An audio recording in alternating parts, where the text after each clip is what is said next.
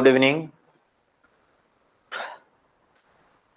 उद्घोष एकेडमी के online platform पर आप सभी का स्वागत है। तो यही पढ़ रहे थे भाववाचक संज्ञा का बनना। भाववाचक संज्ञा का बनना, संज्ञा का बनना। तो भाववाचक संज्ञाएं बनती कैसे हैं? तो हमने बताया था 5 प्रकार से बनती हैं। मैंने ये कहा था कि यह सर्वनाम से भी बनती है, सर्वनाम से बनती है भाववाचक संज्ञाएं। मैंने कहा था ये क्रिया से बनते हैं। मैंने कहा था ये विशेषण से भी बनते हैं, और सारे के उदाहरण भी हम आपको कराए थे, बताए थे। विशेषण से भी बनते हैं। मैंने कहा था कि ये जातिवाचक संज्ञाओं से भी बनते हैं। जातिवाचक संज्ञा, इससे भी भाववाचक संज्ञा बनता है। तो ये 4 तो मैं आपको बता दिया था। मैं कहा था कि 5 प्रकार से बनते हैं, तो जिसमें इन तीनों चारों को मैं बता दिया था। अब बचा है 5वां, और 5वां है अव्ययों से। अव्ययों से भाववाचक संज्ञा का बनना, यही बाकी है। बाकी तो आप लोगों को पढ़ाया जा चुका था। तो देखते हैं अव्ययों से भाववाचक संज्ञाएं कैसे बनती हैं। तो जरा देखिए, अगर हम लिख लें, अगर हम देख लें कि एक तरफ हम लिख दें अव्यय, एक तरफ हम लिख लें अव्यय, और इससे जो है हमको बनाना है भाववाचक संज्ञा। भाववाचक संज्ञा अभी आप अव्यय पढ़े नहीं हैं, लेकिन जब पढ़ाऊंगा तो और क्लियर हो जाएगा, समझ में आ जाएगा आपको। लेकिन मान लीजिए अव्यय शब्द हम अभी बता रहे हैं कि यह फला चीज अव्यय है, तो यहां समझ लीजिए कि यह अव्यय है। इस पर जो है जैसे हम कहे थे कि अविकारी शब्द जो हैं, संज्ञा सर्वनाम विशेषण क्रियाएं, इन पर जो है लिंग वचन कारक काल पुरुष आदि का प्रभाव पड़ता है, और ये अपने आप को, अपने रूप को बदल लेते हैं। लेकिन जो नहीं बदलते वह क्या हो जाते हैं? अव्यय हो जाते हैं। जैसे हमने कहा रात भर वर्षा होगी, तो भर शब्द जो हो गया वो एक निपात के रूप में अव्यय का कार्य कर रहा है। मैं ये कहूं कि उसने 4 रोटी खाया और रोटी मांगी, तो और यहाँ पर क्या हो गया? विशेषण। देखिए ये सारी चीज हम बताएंगे। लेकिन अगर मान लीजिए हमने ये कहा कि राम और श्याम बाजार जा रहे हैं, तो यहाँ और शब्द समुच्चय बोधक अव्यय होगा। जी, विवेक श्रीवास्तव जी, अनीता वर्मा जी, संगीता जी, चलिए सब लोग आ जाइए ऑनलाइन। अच्छा लगता है जब आप लोग ऑनलाइन होते हैं। तो चलिए, तो देखिए अव्ययों से भाववाचक संज्ञा। तो अव्यय वाकई में है क्या? ये जब अव्यय टॉपिक में पढ़ाऊंगा तो वहां अच्छे समझ जाएंगे। लेकिन फिर भी जिन पर जो है लिंग वचन कारक काल पुरुष आदि का कोई प्रभाव नहीं पड़ता है, वो अव्यय होते हैं, या उन्हें अविकारी शब्द कहते हैं। ठीक है, तो यहां पर देख लीजिए, जैसे मैंने एक शब्द लिखा भीतर, मैंने एक शब्द लिखा भीतर। भीतर जो है स्थानवाचक अव्यय है एक। ठीक है, और मैं ये कहूं स्थानवाचक क्रिया विशेषण अव्यय है। ठीक है, तो अब इससे हमको भाववाचक संज्ञा बनाना है, तो ये बनेगा भीतरी। अगर मैं बाहर लिखता हूं, मैंने एक शब्द लिखा बाहर, तो बाहर लिखा तो बाहर से क्या बन जाएगा? बाहरी। बात समझ में आया? अगर हम एक शब्द लिखते हैं ऊपर, ऊपर से क्या बनाएंगे हम? ऊपरी। बात हमारी समझ पा रहे हैं? ठीक है, अगर हम एक शब्द लिखते हैं समुच्चय क्या कहते हैं, सॉरी, विस्मयादि बोधक अव्यय, वाह लिख दे। अगर हम लिख दें वाह, समझ में आया? साइन ऑफ एक्सक्लेमेशन दे दीजिएगा यहाँ पे। अगर हम वाह लिख दिए हैं, तो ऐसी दशा में अब वाह से क्या बनेगा भाववाचक संज्ञा? जरा हमको कमेंट में बताइए लिख करके, वाह से भाववाचक संज्ञा क्या बनेगा?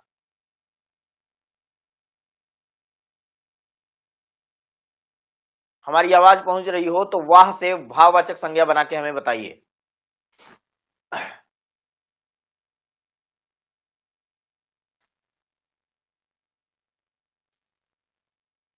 तैयबा यस्मीन जी, शैलजा दुबे, सुनीता सिंह जी, डॉक्टर विजय पांडे, अगर आप लोगों तक मेरी आवाज पहुंच रही हो, क्लियर हो, तो मुझे बताइए वाह शब्द से भाववाचक संज्ञा क्या बनाया जा सकता है।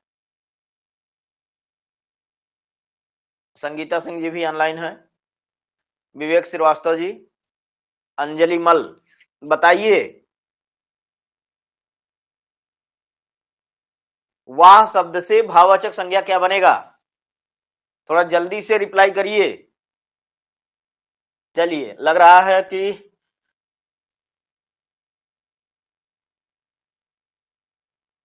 किसी के पास इसका जवाब नहीं है क्या।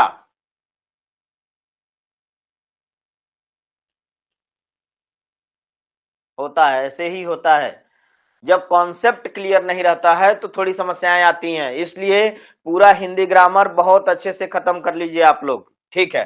वाह शब्द से बनेगा वाहवाही, वाहवाही, ठीक है। इस प्रकार आप ये भी देखें, ये पांचवा मैं बता रहा था कि अव्यय से भी क्या बनता है, भाववाचक संज्ञा। तो ये जितना लिखा हुआ है ये सब क्या है, ये सब के सब भाववाचक संज्ञाएं हैं, ठीक है। अच्छा, एक चीज और बताइए, वो नहीं बता पाए हैं, हम एक शब्द लिख रहे हैं दूर, दूर से बताइए भाववाचक संज्ञा क्या बनाए हम, दूर शब्द से भाववाचक संज्ञा क्या बनाया जा सकता है। वाह वाह, अच्छा वाह वाह, हाँ ठीक है, वाह वाह, वाह वाह ही कहेंगे तो ज्यादा ठीक रहेगा।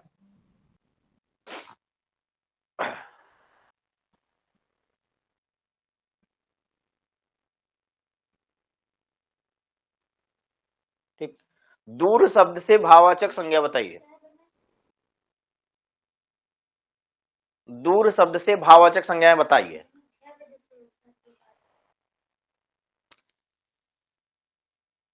दूर से दूरी, ठीक है, दो लोगों, तीन चार पांच, कई लोगों ने दूरी उत्तर दिया, गुड, दूरी, दूरी। कोई और शब्द बन सकता है क्या, दूरी से और कोई शब्द बन सकता है क्या।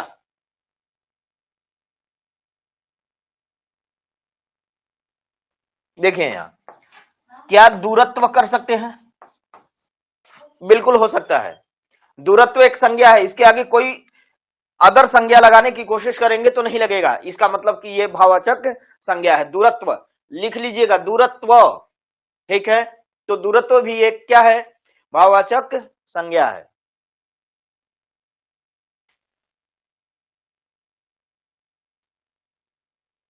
चलिए, एक शब्द मैं लिख रहा हूं तीव्र, तीव्र से भाववाचक संज्ञा बना के जल्दी बताइए, तीव्र से भाववाचक संज्ञा बनाइए, तीव्र,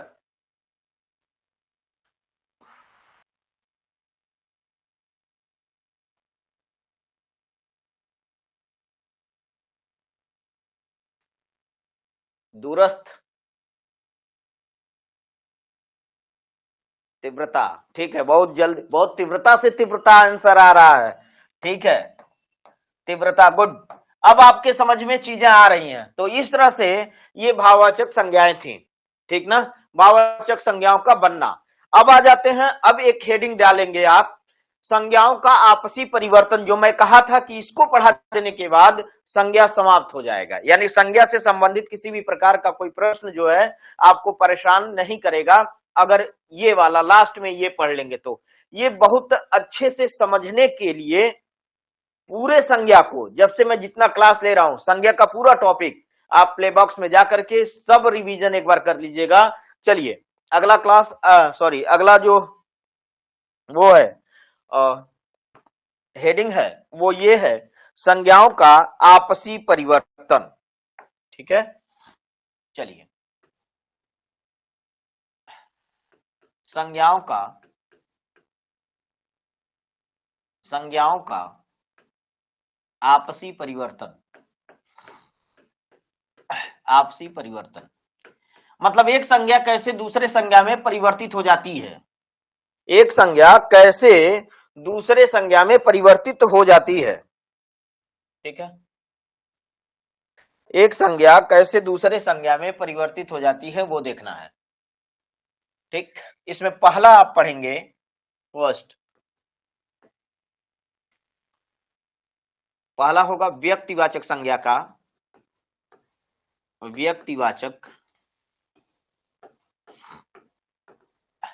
संज्ञा का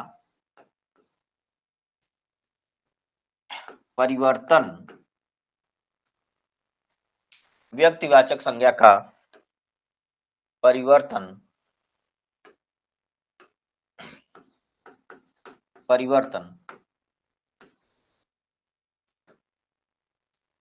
जातिवाचक संज्ञा में, जातिवाचक संज्ञा में। ठीक है, व्यक्तिवाचक संज्ञा का परिवर्तन हम देखेंगे किसमें, जातिवाचक संज्ञा में। ठीक है, ऐसे ही आप अपने नोट्स में हेडिंग डाल लीजिएगा और उसको लिखने की कोशिश करिएगा। ठीक है, जैसे चलिए हम एग्जाम्पल लेते हैं। हमने एक शब्द लिखा रावण। ठीक है, मैंने एक शब्द लिखा रावण। रावण एक की अनेक,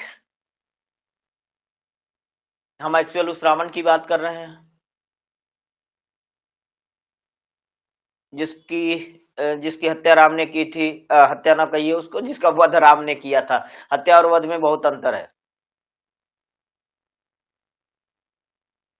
ठीक, धर्मेंद्र कुमार गौतम जी लिखे हैं एक मीन्स क्या, मैं समझ नहीं पा रहा हूं। ठीक है, व्यक्तिवाचक संज्ञा का परिवर्तन जातिवाचक में। हाँ ठीक है, अच्छा एक या अनेक में, अच्छा ठीक ठीक ठीक, समझ गया मैं। मैं जब पूछा हूं एक या अनेक तो आपने उत्तर दिया एक है तो व्यक्तिवाचक संज्ञा है, एक है तो व्यक्तिवाचक संज्ञा है, क्लियर। और जब एक है व्यक्तिवाचक संज्ञा है तो ध्यान से समझिए जरा, इसको तो हम समझाने जा रहे हैं। हमने कहा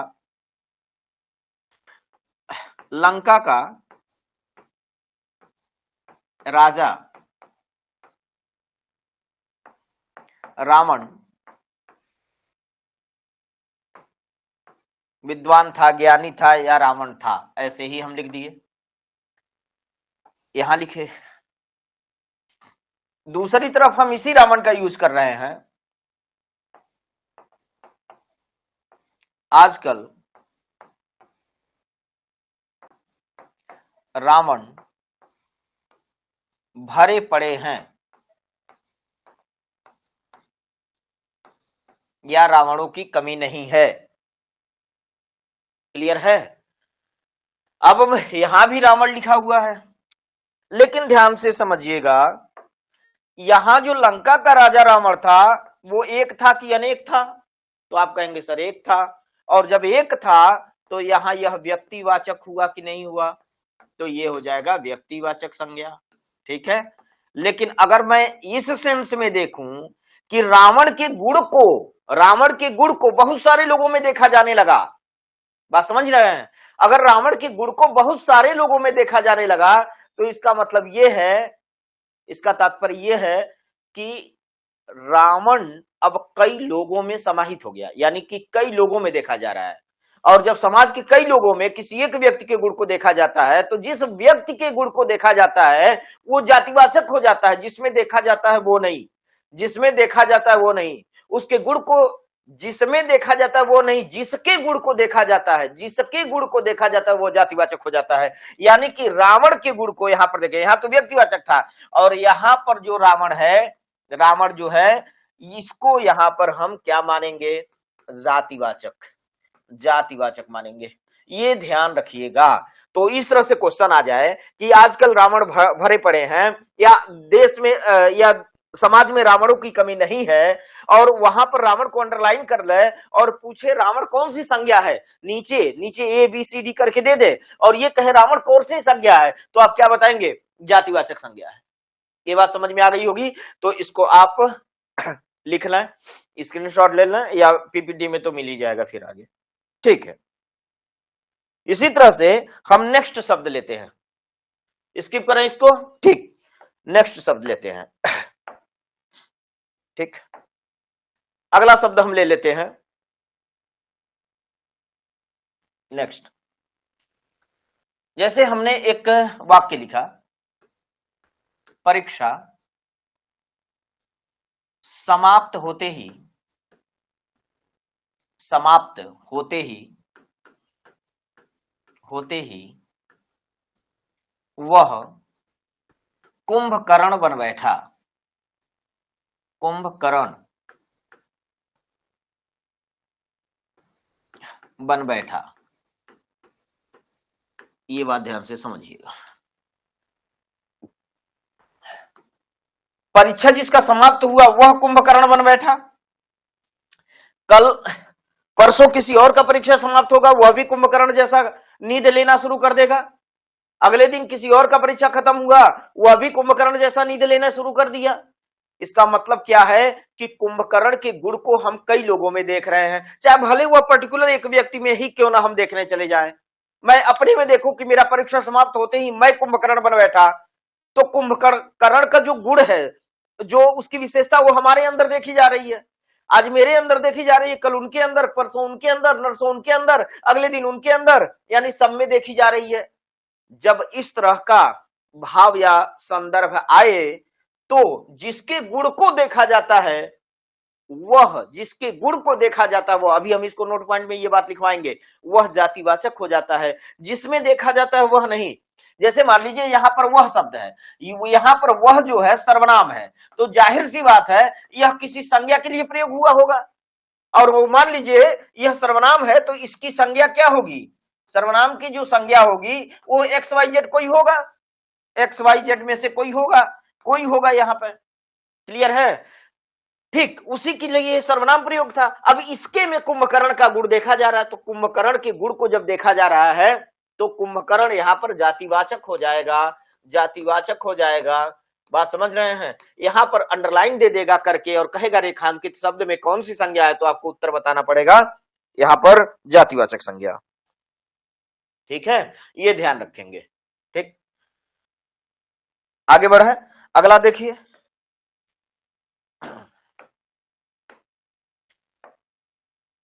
ठीक, अगला है, मान लीजिए हम एक शब्द ले लिए सीता सावित्री। हमने ये ले लिया सीता सावित्री। ठीक, हमने सीता लिखा और हमने जो है सावित्री लिखा,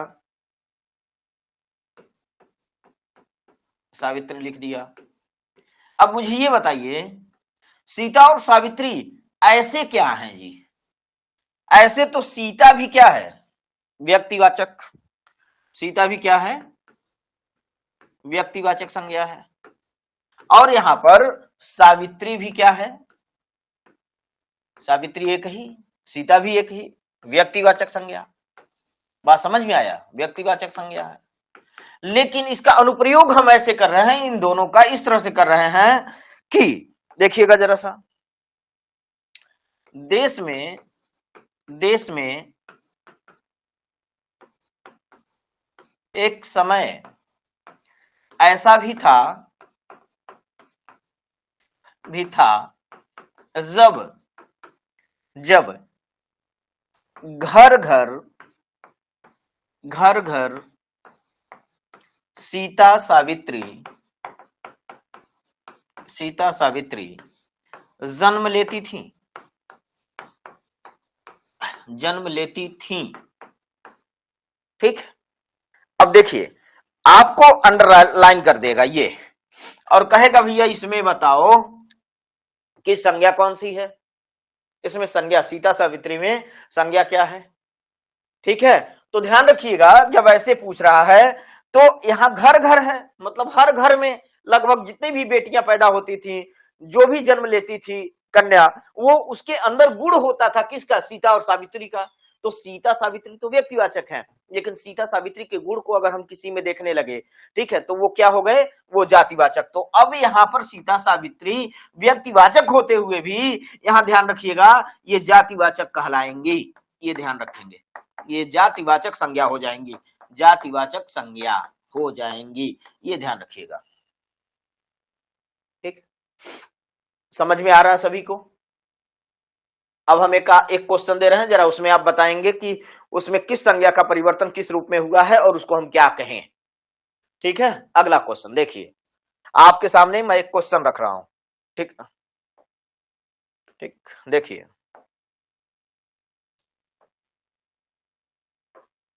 ठीक, देखिएगा जरा, इस देश में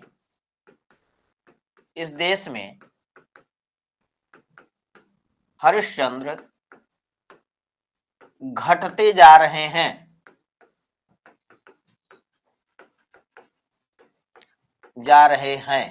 ठीक है, इस देश में हरिश्चंद्र घटते जा रहे हैं। हरिश्चंद्र को अंडरलाइन कर दिया गया और पूछा गया कि इसमें भैया संज्ञा बताइए, इसमें संज्ञा क्या होगी। आप क्या बताएंगे, व्यक्तिवाचक या जातिवाचक? ये ध्यान रखिएगा, आपका उत्तर क्या होना चाहिए, व्यक्तिवाचक या जातिवाचक?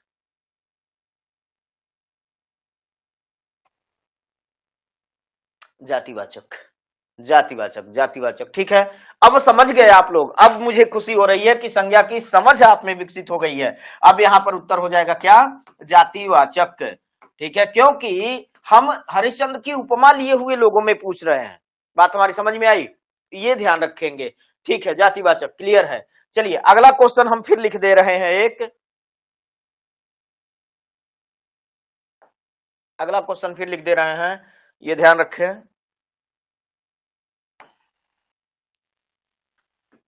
कालिदास को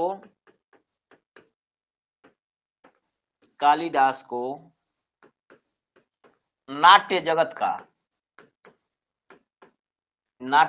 का शेक्सपियर कहा जाता है, शेक्सपियर कहा जाता है। चलिए अब बताइए मुझे, इसमें मुझे बताइए, इसमें कौन सा शब्द व्यक्तिवाचक से जातिवाचक में परिवर्तित हुआ है?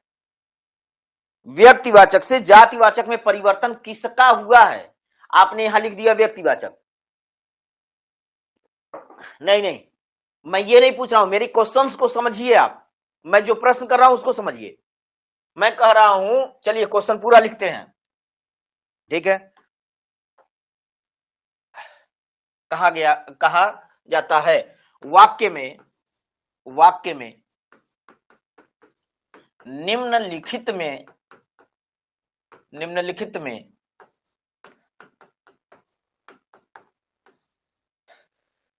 किसका परिवर्तन व्यक्तिवाचक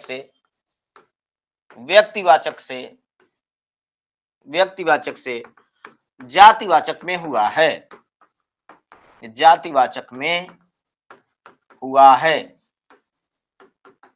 है। ठीक है, ऑप्शन ए, चलिए मैं लिख रहा हूं, ऑप्शन ए कालिदास का,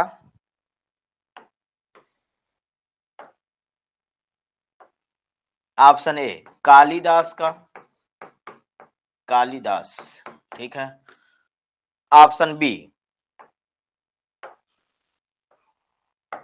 ऑप्शन सी, ऑप्शन डी।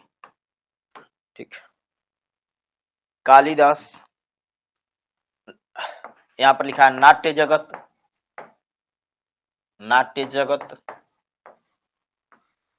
ठीक है, और शेक्सपियर और उपरयुक्त में कोई नहीं, युक्त में कोई नहीं, इसमें किसी का परिवर्तन किसी में नहीं हुआ है। क्या हम उत्तर माने इसको?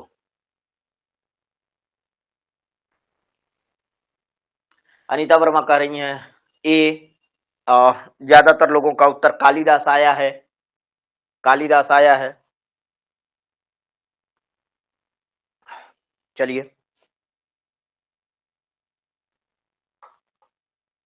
ए बोले तो कालिदास, देखिए हम एक बात बताए हैं, उसको थोड़ा सा नोट पॉइंट में जरूर लिख लीजिए। यहां मैं नोट लिख रहा हूं। जब किसी व्यक्तिवाचक संज्ञा के गुण को, गुण दोष आदि को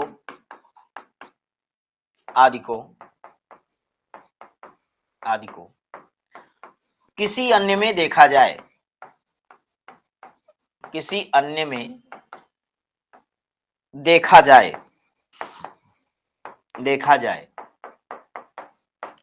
तो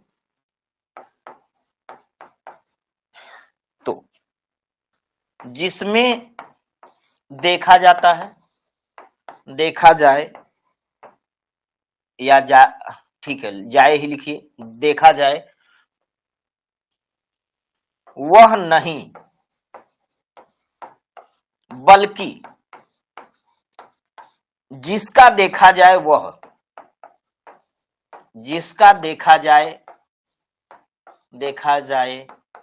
वह जातिवाचक संज्ञा हो जाता है, वह जातिवाचक संज्ञा हो जाता है, जातिवाचक संज्ञा होता है। ये बात ध्यान रखेंगे आप। मैंने क्या लिखा देखिए जरा सा, जब किसी व्यक्तिवाचक संज्ञा के गुण या दोष को, गुण दोष आदि को किसी अन्य में देखा जाए या उसकी तुलना किसी अन्य से की जाए तो जिससे की जाती है वह नहीं, जिसकी की जाती है वह, जिसके गुण को दूसरे में देखा जाता है वह जातिवाचक होता है, वह जातिवाचक होता है। यहां जरा देखिए लिखा क्या है, यहां लिखा है, ठीक है, यहां लिखा है कालिदास को नाट्य जगत का शेक्सपियर कहते हैं। यानी शेक्सपियर के गुण को किसमें देखा गया है, कालिदास में। शेक्सपियर के गुण को कालिदास में देखा जा रहा है, कालिदास में देखा जा रहा है, कालिदास में देखा जा रहा है। ये ध्यान रखिएगा, देखा जा रहा है, ये बहुत जरूरी चीज है। अगर ये बात आप समझ गए तो इस तरह के प्रश्नों को करना आपके लिए बहुत आसान हो जाएगा। मैं लिख के दे दूं, आपको कभी गलती नहीं होगी आपसे। तो वही मैं कह रहा हूं, शेक्सपियर कहा जाता है। अरे भाई मैं आपको कहूं, हमारे पास सामने कौन है, शीला गौतम है, शीला गौतम, मैं कहूं आपको, हाँ मैं ये कहूं आज के दौर में आप, या फिर मैं कहूं आज की आप इंदिरा गांधी हैं, आज जो है आज की इंदिरा गांधी शीला गौतम है, शीला गौतम। हाँ ठीक है, आंसर अब आपका आ रहा है, अनीता जी और शैलजा दुबे वगैरह सभी जी लोगों का आ रहा है, ठीक है। अब ये बताइए, मैंने ये कहा कि आज की इंदिरा गांधी शीला जी हैं, तो शीला जी में इंदिरा गांधी के छवि को देखी जा रही है ना, ठीक है, वही मैं कह रहा हूं। यहां जो कालिदास है, कालिदास को कहा जा रहा है ना क्या, शेक्सपियर, तो शेक्सपियर जो है वो बन जाएगा क्या, जातिवाचक संज्ञा।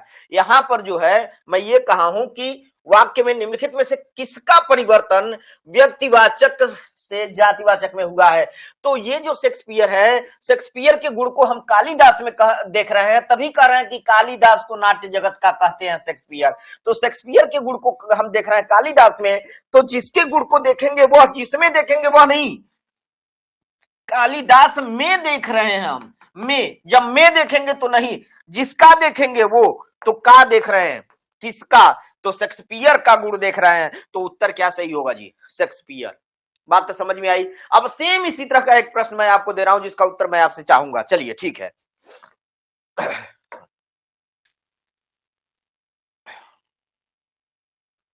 ठीक, आइए देखिए,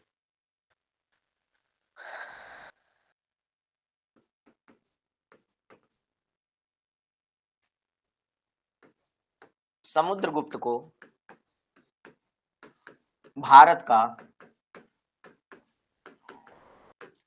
नेपोलियन कहा जाता है, नेपोलियन कहा जाता है। कहा जाता है। ठीक है, वाक्य में किस संज्ञा वाक्य में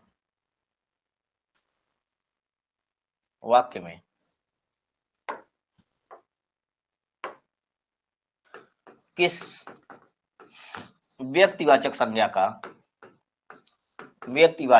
का वाचक का परिवर्तन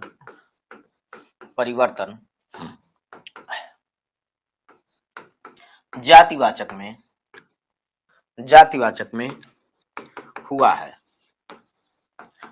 है। ऑप्शन देखिए, A Samudragupta, B Bharat, C Napoleon, D none of this. इसमें कोई नहीं। बताइए, आंसर करिए।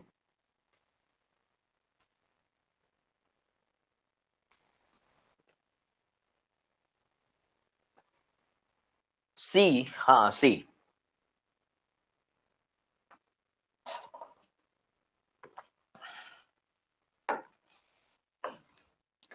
सभी का आंसर आ गया है लगभग। विवेक जी से आना शुरू हुआ है। विवेक श्रीवास्तव जी ने लिखा सी सी सी सी। एसी कौन है? संगीता सिंह एसी। हमको मालूम है गर्मी बहुत लग रही है, एसी की जरूरत पड़ रही होगी, लेकिन एसी कहां से आ गया? ए और सी क्यों? समुद्रगुप्त को भारत का नेपोलियन कहते हैं, यानी नेपोलियन के गुण को हम किसमें देखे हैं? समुद्रगुप्त में। समुद्रगुप्त के देखना तो चाहिए था समुद्रगुप्त के गुण को नेपोलियन में, लेकिन खैर विदेशी इतिहासकारों ने ऐसा ही देखा। खैर, तो यहां पर देखेंगे तो नेपोलियन के गुण को किसमें देखा जा रहा है? समुद्रगुप्त में। तो जिसमें देखा जाएगा वो नहीं, जिसके गुण को देखा जाएगा वो, यानी नेपोलियन क्या हो जाएगा? व्यक्तिवाचक से जातिवाचक में परिवर्तित हुआ है। यहां पर ये ध्यान रखेंगे। ठीक है, अब सबको समझ में आ रहा है? अगर समझ में आ रहा है तो ठीक है। अगला देखिए, अगला क्वेश्चन देखिए।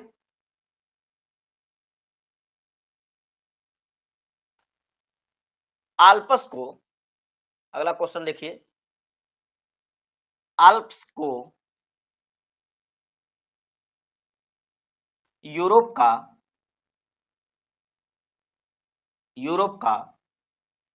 हिमालय कहते हैं।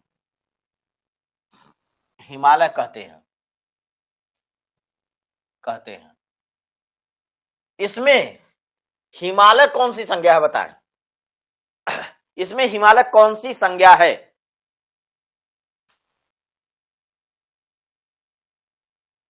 हिमालय कौन सी संज्ञा है? उत्तर बताइए। व्यक्तिवाचक, जातिवाचक, भाववाचक कैसे लिख दें तो क्या होगा? क्या बताएंगे हिमालय को? कौन किसमें परिवर्तन हुआ है ये नहीं पूछ रहे हैं। हाँ ठीक है, जातिवाचक, गुड। अब यहां पर उत्तर क्या हो जाएगा जी? ये जातिवाचक हो जाएगा। ये क्या हो जाएगा? ये जातिवाचक संज्ञा हो जाएगा।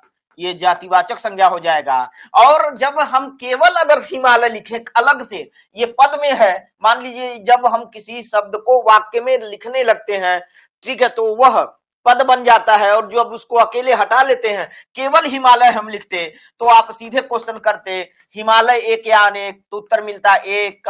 जब एक मिलता तो व्यक्तिवाचक हो जाता। क्या हो जाता? व्यक्तिवाचक। लेकिन हिमालय के गुण को देखा जाने लगा है आल्प्स में, तो इसका मतलब जो हिमालय है वो क्या हो जाएगा? जातिवाचक संज्ञा हो जाएगा। हिमालय जो होगा वो जातिवाचक संज्ञा हो जाएगा। बात समझ में आया? हिमालय एक या अनेक, क्वेश्चन करेंगे तो उत्तर क्या मिलेगा? एक। ऐसी दशा में हिमालय व्यक्तिवाचक है, लेकिन जब वाक्य में लिख करके उसकी तुलना किसी से कर दी जा रही है, यानी कि आल्प्स को यूरोप का हिमालय कहते हैं, जब ये बात हम कह रहे हैं, तो हिमालय के गुण को आल्प्स में देखे जाने की वजह से यहाँ हिमालय जो हो जाएगा वह जातिवाचक संज्ञा हो जाएगा। ये बात सभी के समझ में आई होगी जहां तक मुझे लगता है। ठीक, चलिए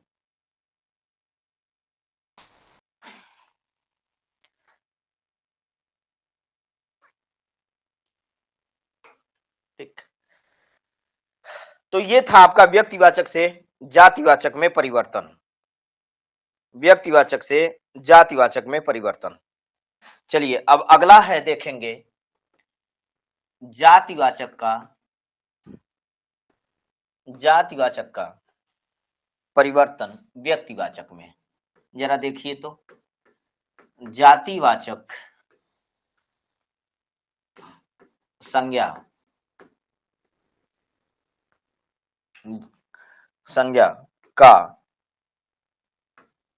का परिवर्तन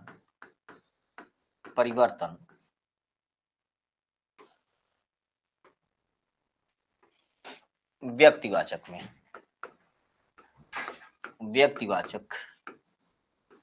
संज्ञा में। ठीक है, अब इसके लिए जैसे हम उदाहरण ले रहे हैं, ये अगला पॉइंट था आपका। ठीक, इसके लिए हम एग्जांपल लिए, जैसे मान लीजिए हम एक शब्द लिख रहे हैं दादा। क्वेश्चन करिए, दादा एक की अनेक? तो आप कहेंगे सर दादा तो सबके होते हैं। हाँ, तो सबके होते हैं तो अनेक हो जाएंगे। ऐसे में हम दादा को जातिवाचक मानेंगे। तो दादा कौन सी संज्ञा है? जातिवाचक। दादा शब्द क्या है? जातिवाचक संज्ञा है। ठीक है, जातिवाचक संज्ञा, दादा जातिवाचक संज्ञा है। लेकिन अगर हम इसका प्रयोग कुछ ऐसे करें, जैसे देखिए तो हम ऐसे करें,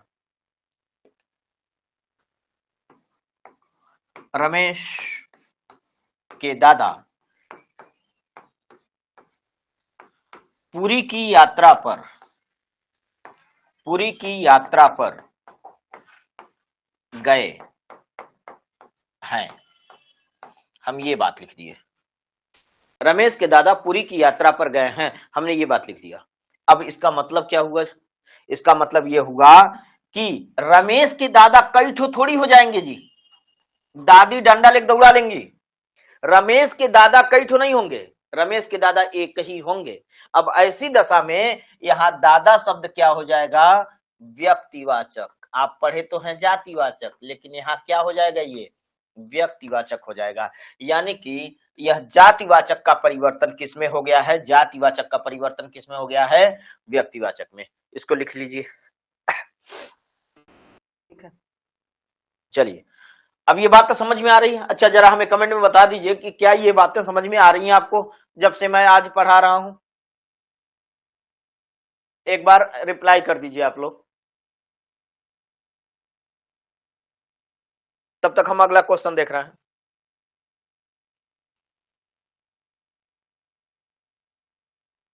ठीक, चलिए हम एक शब्द लिख रहे हैं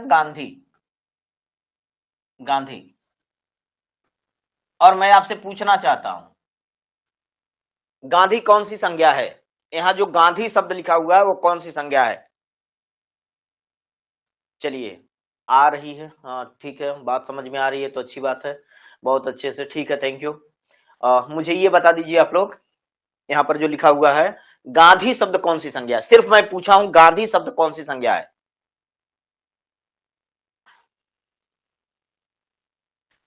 रमेश भी व्यक्तिवाचक होगा सर?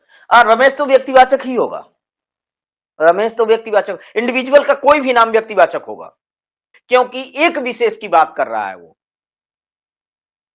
ठीक है, जैसे रमेश हुआ, सुरेश, किसी का नाम व्यक्तिवाचक ही होगा। सुनीता सैनी जी, क्या व्यक्तिवाचक कौन? व्यक्तिवाचक कौन? मैंने लिखा गांधी, गांधी शब्द क्या है? व्यक्तिवाचक। क्या सभी का आंसर यही है, यही आ रहा है? व्यक्तिवाचक, व्यक्तिवाचक ही नाम आ रहा है, सबके जहन में यही बात आ रही है, व्यक्तिवाचक। चलिए यहां गांधी को अगर आप व्यक्तिवाचक कर रहे हैं तो सैनी शब्द लिखा हुआ है, सैनी लिखा हुआ, श्रीवास्तव लिखा हुआ है या श्रीवास्तव लिखा हुआ है। चलिए हम यहां लिख दिए सैनी, तब तो सैनी भी व्यक्तिवाचक होना चाहिए जी, श्रीवास्तव भी व्यक्तिवाचक होना चाहिए, पटेल भी व्यक्तिवाचक होना चाहिए अगर ऐसा है तो। अब समझ में आया, जातिवाचक है। यानी हम गांधी में हम मोहनदास करमचंद गांधी को थोड़ी लिखे हैं, हमने तो सीधे लिखा है क्या? गांधी। अरे भाई यहाँ महात्मा गांधी हो सकते हैं, राहुल गांधी हो सकते हैं, सोनिया गांधी हो सकती हैं, फलनवा गांधी, ढेमकवा गांधी, कौनो गांधी हो सकता है। हमने तो सिर्फ गांधी लिखा है। इसका प्रयोग देखिए, जब हम यहां आते हैं, ठीक है, और वही चीज हम समझने की कोशिश कर रहे हैं, तो गांधी जो है जाति सूचक शब्द है, नेहरू जाति सूचक शब्द है, पटेल जाति सूचक शब्द है। हम सरदार वल्लभ भाई पटेल की बात नहीं कर रहे हैं, हम पंडित जवाहरलाल नेहरू की नहीं बात कर रहे हैं, हम महात्मा गांधी की बात नहीं कर रहे हैं। तो यहां जरा देखिएगा, यहां गांधी शब्द अपने आप में क्या है जी, जातिवाचक संज्ञा है। ये क्या है, जातिवाचक संज्ञा है, ठीक है, ये जातिवाचक संज्ञा है, जातिवाचक संज्ञा है। लेकिन अगर हम इसका प्रयोग कर दें, इसका प्रयोग कर दें, प्रयोग हम कर रहे हैं, ध्यान दीजिएगा, वाक्य में प्रयोग कर रहे हैं और इसका संदर्भ बदल रहा है। देखिए बार बार मैं कहता हूं कि व्याकरण संदर्भ के अनुसार है, व्याकरण परिवर्तनशील है, व्याकरण रिजिड नहीं है। मतलब कि ऐसा नहीं कि वो बदलेगा ही नहीं, नहीं, व्याकरण फ्लेक्सिबल है। सेंस बदलने से, संदर्भ बदलने से व्याकरण के अपने मूल स्वरूप में परिवर्तन आ जाता है। नियम और सिद्धांत जो हम आपको पढ़ाए हैं वो आपस में बदल जाते हैं, संदर्भ लिए हुए होते हैं। जैसे सेंस बदलेगा, संदर्भ बदलेगा, वैसे वह अपनी बात अलग तरीके से बताना शुरू कर देगा। बात समझ में आ रहा है? तो जो मैं पढ़ाया हूं वो तो ठीक है, उसमें कहीं कोई कमी नहीं है, आपको भी पता है। लेकिन जब हम सेंस पूछे, संदर्भ पूछे, क्योंकि ये व्याकरण है, नियम है, सिद्धांत है, तो इनको समझने में आपको समय लग सकता है। लेकिन मैं जिस तरह से पढ़ा रहा हूं, जिस तरह से आपको बता रहा हूं, आज के बाद संज्ञा नाम की, मतलब किसी भी किताब से एक आध दो किताबें भी आपके मार्केट में होंगी। अब हम चैनल पर हैं तो क्या नाम लें, लेकिन फिर भी खोजेंगे आप तो मिल जाएंगी। मोटी मोटी किताबें, अच्छी अच्छी किताबें, आदित्य प्रकाशन की, राजपाल सिंह की, कोई किताब ले लीजिए जिसमें क्वेश्चन, नंबर ऑफ क्वेश्चन ज्यादा दिया हुआ है। तो इस नंबर ऑफ क्वेश्चंस को सॉल्व करने की कोशिश करिए। संज्ञा नाम का टॉपिक उठाइए और सॉल्व करना शुरू कर दीजिए। उसके प्रश्न आपके निश्चित तौर से, अगर आपने नोट्स बनाया है, ये जो मैं पढ़ाया हूं उसका नोट्स आपके पास होगा, तो कहीं एक क्वेश्चन भी आपसे गलत नहीं होगा, ठीक से समझ रहे होंगे तो। और इस वीडियो को एक दो बार और देख लीजिएगा, और जब देख लेंगे तो संज्ञा नाम की कोई भी चीज आपको कभी परेशान नहीं करेगी। यहां देखिए, इसका प्रयोग हम कर रहे हैं और इसका प्रयोग करके हम लिख रहे हैं कि हम गांधी को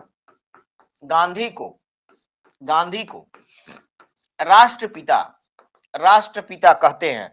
बात समझ में आया? और जब राष्ट्रपिता कहते हैं, ठीक है, एक मिनट, ठीक, राष्ट्रपिता कहते हैं,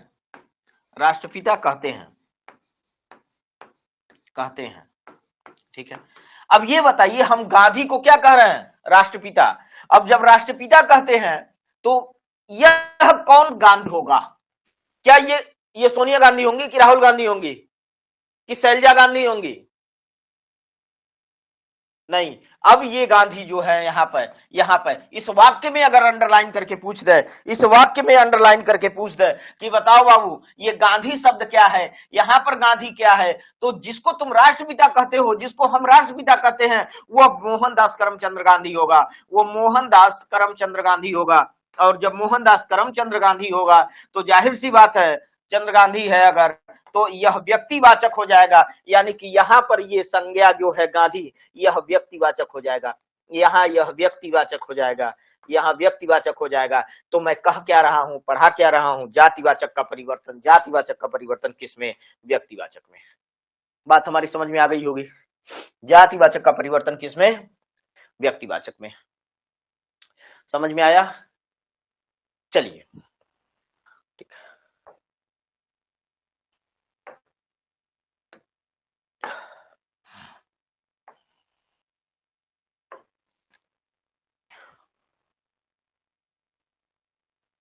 चलिए एक और क्वेश्चन लिख रहे हैं, हम प्रश्न लिख रहे हैं।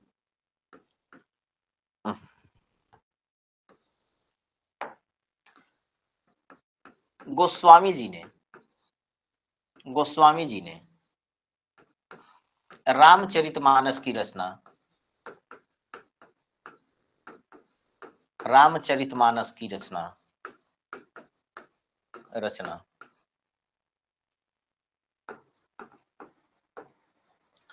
अवधि में की है।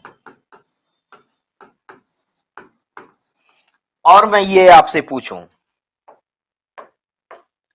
कि गोस्वामी जी जो लिखा हुआ है यहां पर यह व्यक्तिवाचक है या जातिवाचक, यहां पर यह व्यक्तिवाचक है या जातिवाचक, हमको ये बता दीजिए।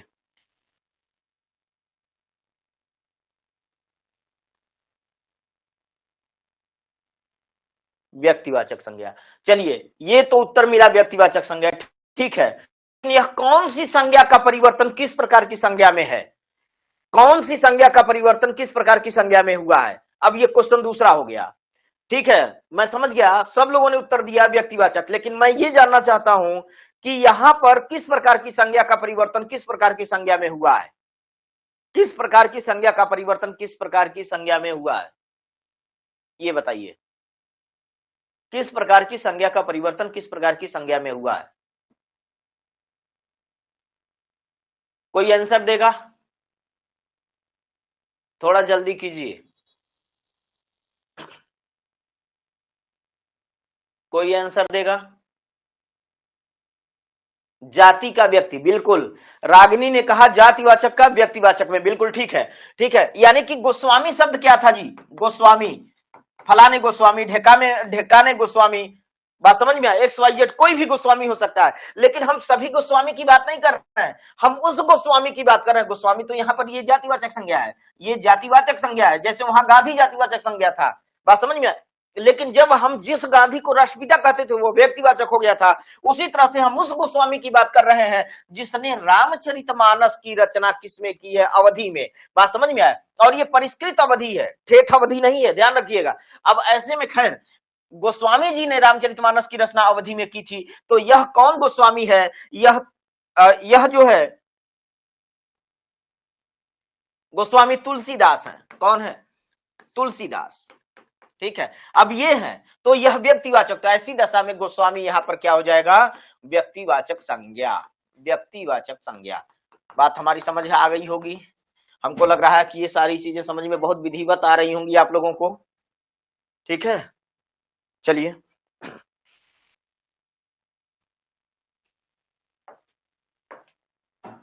एक और क्वेश्चन मैं दे रहा हूं आपको,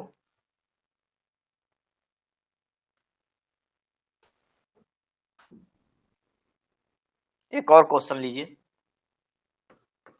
मैं लिख रहा हूं। वह व्यक्ति देवी का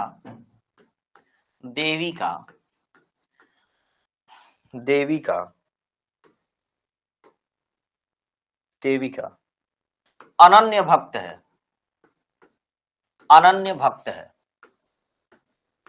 है, इसमें मुझे आप देवी को बताइए कि कौन सी संज्ञा है, भक्त को बताइए कौन सी संज्ञा है, चलिए व्यक्ति भी बता दीजिए कौन संज्ञा है।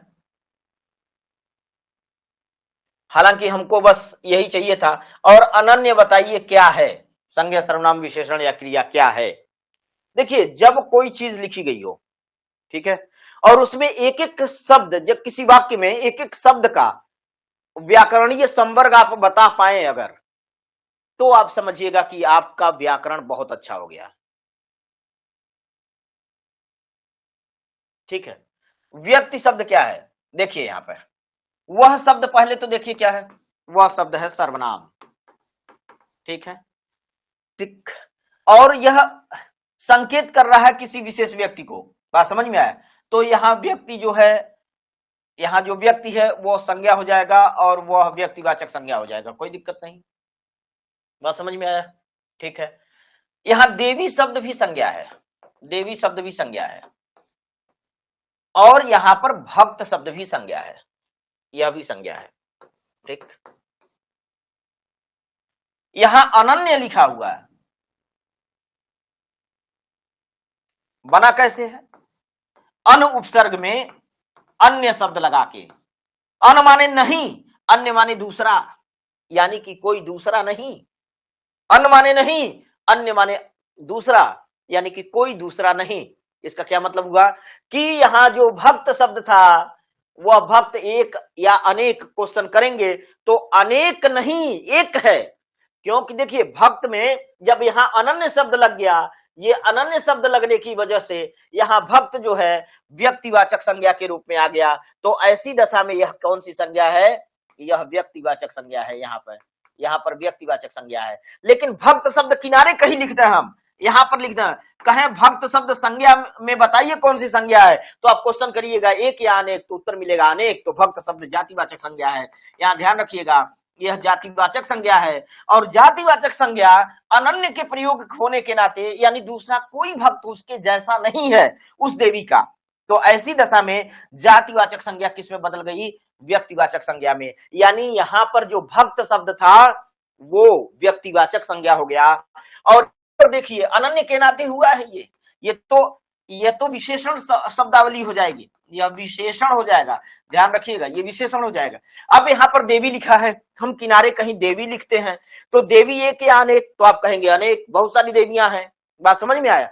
तो अब अनेक देवी हो गई, तो यह भी जातिवाचक था यहाँ पर, जातिवाचक। लेकिन क्या वो सभी देवियों का भक्त है, नहीं, वह किसी विशेष देवी का भक्त है। यानी कि यहाँ पर यह जो देवी है वह भी जातिवाचक थी, और जो बदला है, यह देवी शब्द जब बदला है तो वह किस में बदल गया है, व्यक्तिवाचक में। क्यों, क्योंकि यह भक्त जो है किसी एक ही देवी का भक्त होगा, कोई दूसरा उसके जैसा भक्त नहीं होगा। ऐसी दशा में यहाँ पर देवी शब्द जो जातिवाचक था वो भी व्यक्तिवाचक में बदला है, तो यह जो संज्ञा होगा वह भी व्यक्तिवाचक संज्ञा हो, ये ध्यान रखिएगा, वह भी व्यक्तिवाचक संज्ञा हो जाएगा। बात समझ में आया। यहाँ वह व्यक्ति से कोई मतलब विशेष है नहीं, इसको किनारे करिए, हमको यहाँ से मतलब था। बात हमारी समझ में आ रही है, बताइए जी। अनन्य विशेषण, हाँ अनन्य विशेषण है, और जाति का व्यक्तिवाचक, ठीक है, हाँ जातिवाचक संज्ञा का व्यक्तिवाचक में परिवर्तन। अब दोनों हम पढ़ा दिए, व्यक्तिवाचक का जातिवाचक में और जातिवाचक का व्यक्तिवाचक में परिवर्तन हम पढ़ा दिए आपको। अगर चीजें समझ में आई होंगी तो मुझे लगता है कि बहुत बेहतरीन तरीके से ये पूरा चैप्टर आपको समझ में आया होगा।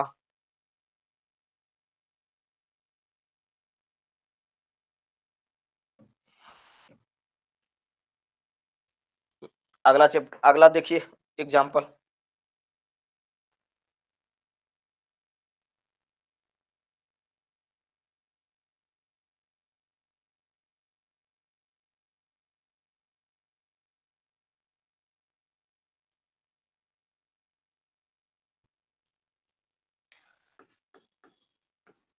मैं लिख रहा हूं गुरु जी का व्याकरण आज भी प्रामाणिक है,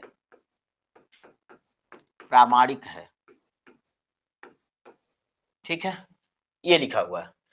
अब यहां पर गुरु जी को अंडरलाइन कर दिया मैं, और मैं पूछ रहा हूं कि गुरु जी जो शब्द है, वो कौन सी संज्ञा है, गुरु जी जो शब्द है वो कौन सी संज्ञा है, मुझे आंसर बताइए। गुरु शब्द बताइए पहले क्या है, गुरु लिखा हुआ है, ये व्यक्तिवाचक है या जातिवाचक, गुरु शब्द व्यक्तिवाचक है या जातिवाचक, तो गुरु एक या अनेक, अनेक हो जाएंगे तो क्या हो जाएगा, ये जातिवाचक हो जाएगा। लेकिन हम केवल उस गुरु की बात कर रहे हैं जिसका व्याकरण आज भी प्रामाणिक है, आज भी मान्यता प्राप्त है, आज भी उसको झुठलाया नहीं जा सकता, बिल्कुल। तो यहां पर ध्यान रखिएगा, यहां गुरु शब्द जातिवाचक है, ठीक है, रागिनी पांडे जी ने बताया, अनीता जी ने बताया, सभी लोग बता रहे हैं, ठीक है। तो यहाँ गुरु शब्द जो है जातिवाचक है, लेकिन हम उस गुरु की बात कर रहे हैं जिसने व्याकरण पढ़ाया और उसका व्याकरण आज भी क्या है, प्रामाणिक है। यह कोई भी हो सकता है, कामता प्रसाद गुरु हो सकता है आचार्य किशोरी दास वाजपेयी हो, कोई भी हो सकता है, ठीक है। तो ऐसी दशा में वह जो गुरु जी है स्पेशल इंडिकेशन है एक व्यक्ति के लिए, इसलिए यहाँ पर यह व्यक्तिवाचक संज्ञा हो जाएगा, ये व्यक्तिवाचक संज्ञा हो जाएगा। इसका मतलब कि जातिवाचक संज्ञा का परिवर्तन किसमें हुआ है, व्यक्तिवाचक संज्ञा में, ठीक है। समझ में आ गया सबको, एक बार रिप्लाई कर दीजिए आप लोग।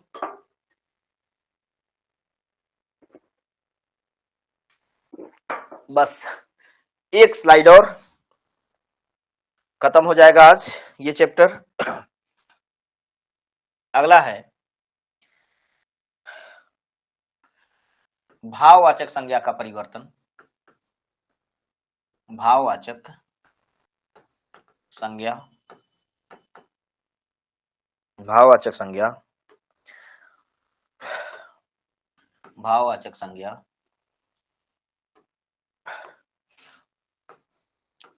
का परिवर्तन, परिवर्तन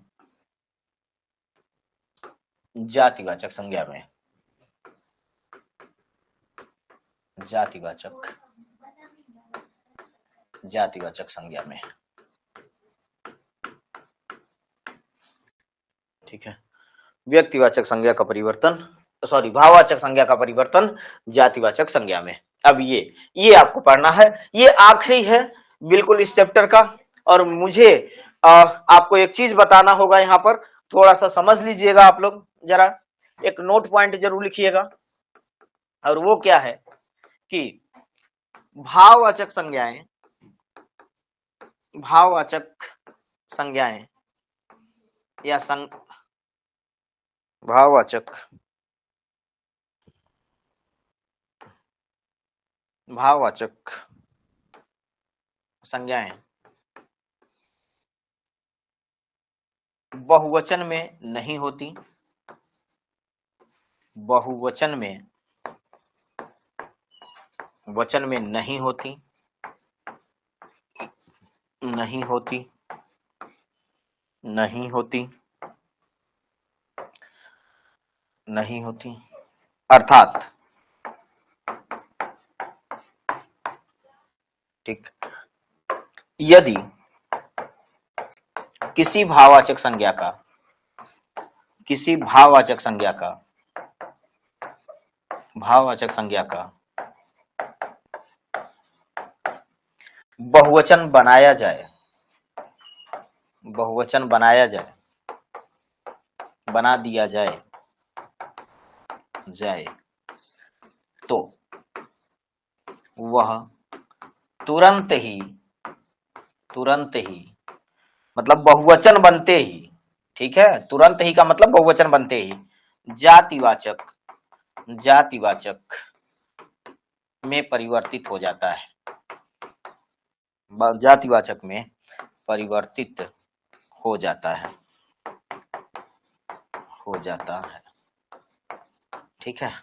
यानी कि किसी भी भाववाचक का बहुवचन जब बनाएंगे तो वो किस में परिवर्तित हो जाएगा, जातिवाचक में परिवर्तित हो जाएगा, ठीक है, जातिवाचक में परिवर्तित हो जाएगा।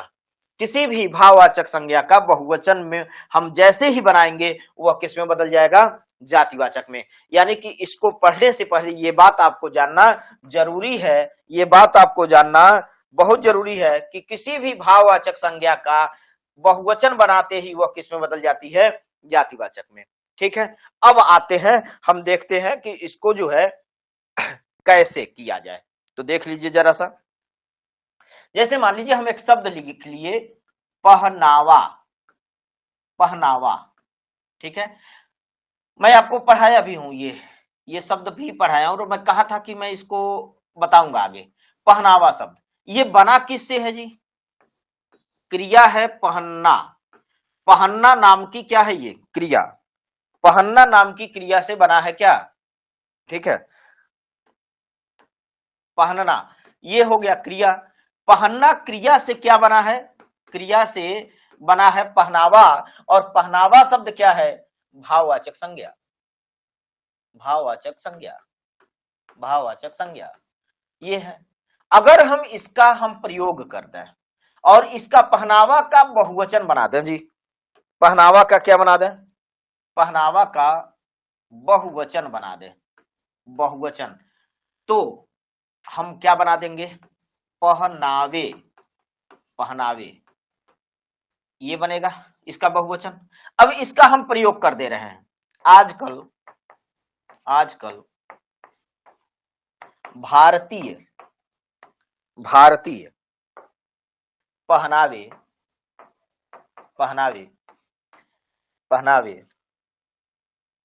आजकल भारतीय पहनावे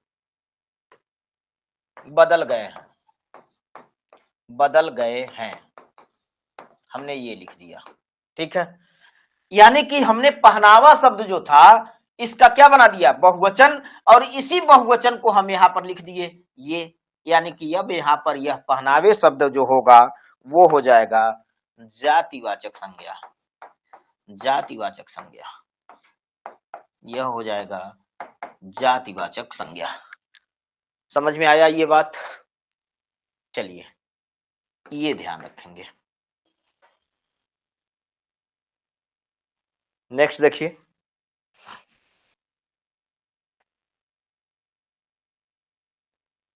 ठीक, नेक्स्ट देखिए, हम एक शब्द लिख रहे हैं अच्छाई, अच्छाई। हम एक शब्द लिख रहे हैं बुराई, इसका हम बहुवचन बना दे रहे हैं, बहुवचन, और इसका प्रयोग कर ले रहे हैं वाक्य में। अच्छाई का बहुवचन क्या बनेगा, अच्छाइयों, बुराई का अच्छाइयां हो जाएगा, अच्छाइयां, और बुराई का बुराइयां, बुराई का देखिए बुराइयां, बुराइयां, ये बन गया। यहां अच्छाई था उसका बहुवचन अच्छाइयां और बुराई का बुराइयां, लेकिन हम इसको वाक्य में प्रयोग कर ले रहे हैं। अब इनका जो है वाक्य में हम प्रयोग कर रहे हैं, देखिए, और प्रयोग कैसे कर रहे हैं ये हम यहां लिख रहे हैं। देखिए हम लिख रहे हैं अच्छाइयों का त्याग, अच्छाइयों को ग्रहण करो, अच्छाइयों को ग्रहण करो, ग्रहण करो, व बुराइयों का त्याग, बुराइयों का, बुराइयों का त्याग। अब यहां पर ध्यान रखिएगा, अच्छाई और बुराई शब्द जो था यहां भाववाचक संज्ञा था, भाववाचक संज्ञा था, संज्ञा था। इसका हम बहुवचन बना दिए और बहुवचन बना करके हमने प्रयोग कर दिया, तो इसका मतलब ये हो गया कि अगर हम अच्छाइयों को यहां ले लें और बुराइयों को यहां ले लें तो ये अच्छाई और बुराई दोनों ही क्या हो जाएंगे, अब यहां पर जातिवाचक संज्ञा हो जाएंगे। क्या हो जाएंगे, ये जातिवाचक संज्ञा हो जाएंगे, जातिवाचक संज्ञा हो जाएंगे। ठीक है, ये ध्यान रखेंगे, ये जातिवाचक संज्ञा हो जाएंगे। समझ में आया जी सबको? समझ में आया सबको? फिर से मुझे बता दीजिए, एक बार बताइए जल्दी से। अगला देखिए, और कुछ उदाहरण ले लेते हैं, और कुछ उदाहरण ले लेते हैं, और यहीं पर अब ये चैप्टर क्लोज करते हैं हम। देखिए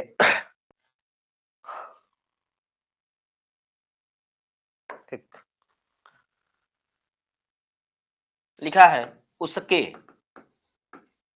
सपनों का, सपनों का सौदागर आया है, सौदागर आया है।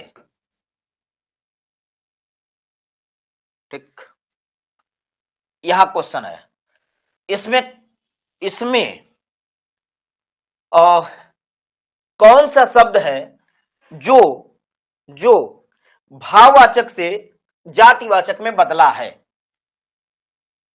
वाक्य में, वाक्य में उस संज्ञा की पहचान करें, संज्ञा की पहचान करें जो जो भाववाचक से, भाववाचक से जातिवाचक में, जातिवाचक में परिवर्तित हुआ है, परिवर्तित हुआ है। ठीक है, कौन है? ऑप्शन बता रही ए बी सी डी, मुझे जल्दी से बता दीजिए, मुझे जल्दी से बताइए। यहां पर लिखा है सपनों, सौदागर, सौदागर उसके, ठीक है, आया, क्या है बताइए इसमें। ठीक है, उत्तर क्या होगा? सपनों। सपना शब्द क्या है जी? सपना शब्द जो है भाववाचक संज्ञा है, ये भाववाचक संज्ञा है। और जैसे ही इसका बहुवचन बनाए, सपना का क्या बना दिए, बहुवचन, जैसे ही यह बहुवचन बना क्या बन गया ये, अब ये जो होगा वो जातिवाचक हो जाएगा, जातिवाचक हो जाएगा, जातिवाचक संज्ञा हो जाएगा। क्लियर है? ठीक है, ठीक, सबका आंसर आ गया। ये था आपका संज्ञा नाम का चैप्टर। और अब मैं आपको पीपीटी बना करके क्वेश्चन कराऊंगा एक दिन, किसी एक दिन उसका इंफॉर्मेशन आपको चला जाएगा।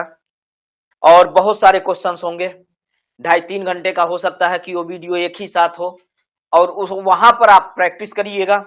और यकीन जानिए कि अब अगर ढंग से मेरी क्लास का नोट्स होगा आपके पास, आपने नोट्स लिखा होगा, बनाया होगा, वीडियो को देखा होगा, तो मैं इस बात की गारंटी ले रहा हूं कि संज्ञा नाम का टॉपिक अभी अब आपके जीवन में कभी आपको परेशान नहीं कर सकता है। ठीक है, चलिए आज की क्लास में खत्म करता हूं यहीं। Thank you.